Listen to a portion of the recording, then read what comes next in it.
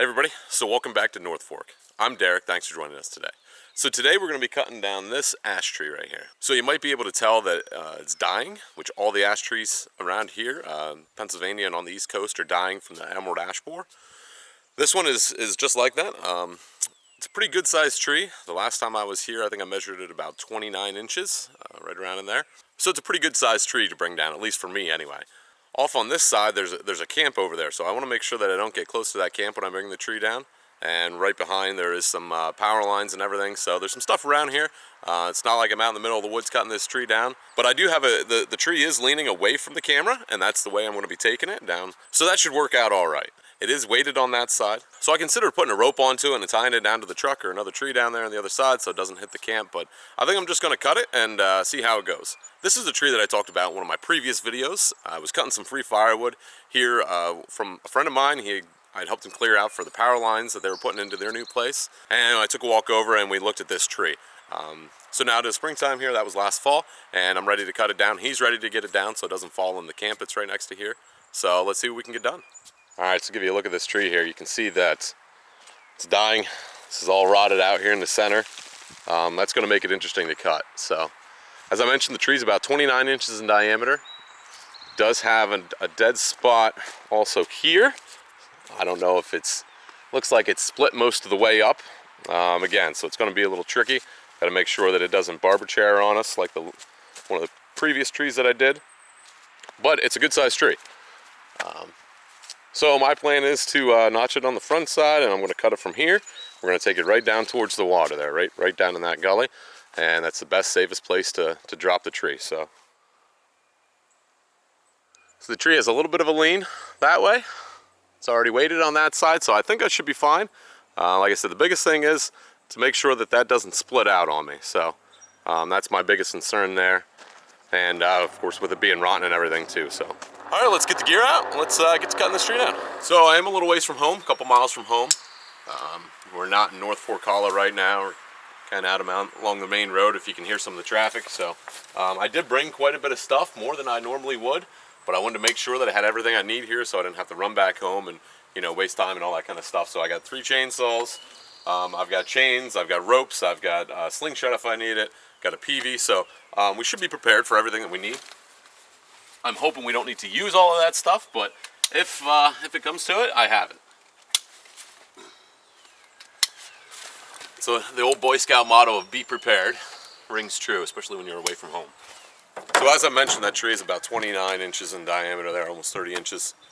Probably 30 down where I'm going to cut. I'm going to try to cut it low to stay into some good wood.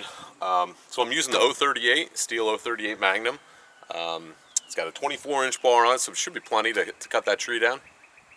So shouldn't have any problem with that. Because it is a dead, dying tree, there are some dead branches up there, so I got to wear the helmet.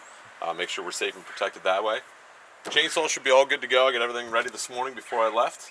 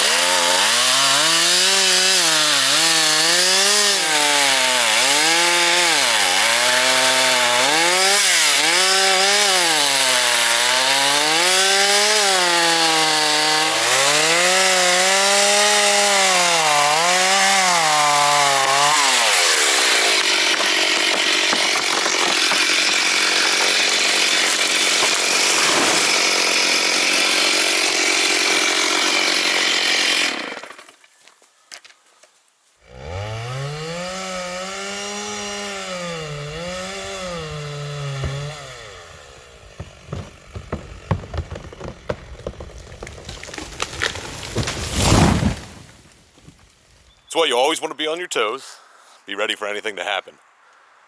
I wasn't halfway through that tree yet, and I could tell it was soft in the middle, and it just broke about 6-8 feet up here in the air. Luckily, it didn't go towards the camp over there, but yeah, it just keeps you on your toes, you know, something like this. See how rotten this is? This is all dead here in the center. There was only about 3 inches of wood around the outside, and even that was all kind of punky, so surprised it's held together as long as it did. So it did get into that hemlock a little bit. Broke a couple branches off over there, which I'm not too happy about. But it went down in there.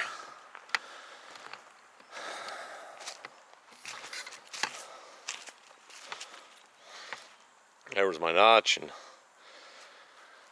I just got through all the good wood. There was nothing left holding it, so it's that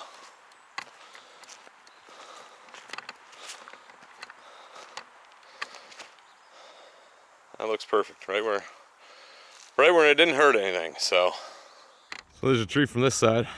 There's the truck.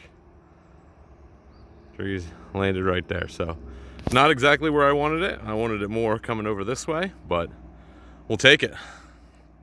Actually, if they just wanted to leave the tree right there, that'd be fine.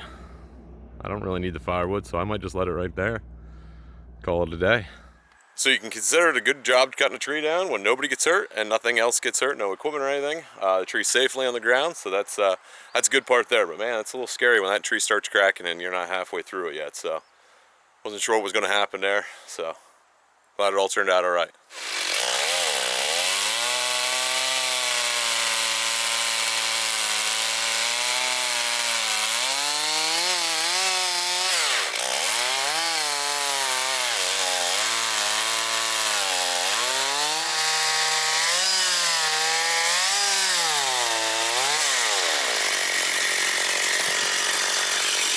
All right, we got the stump all cleaned up here so we can get a good measurement on that stump there. So that's 32 across that way.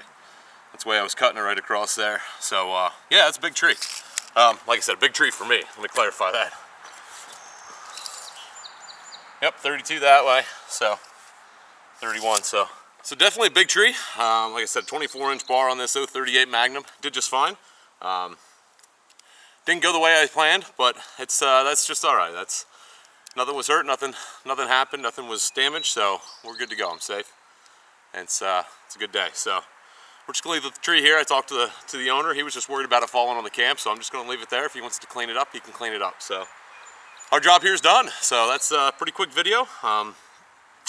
But again, it just goes to show you that you need to be prepared for what's going to happen. You need to take a look at that tree. You need to think about all the different possibilities of what could go wrong.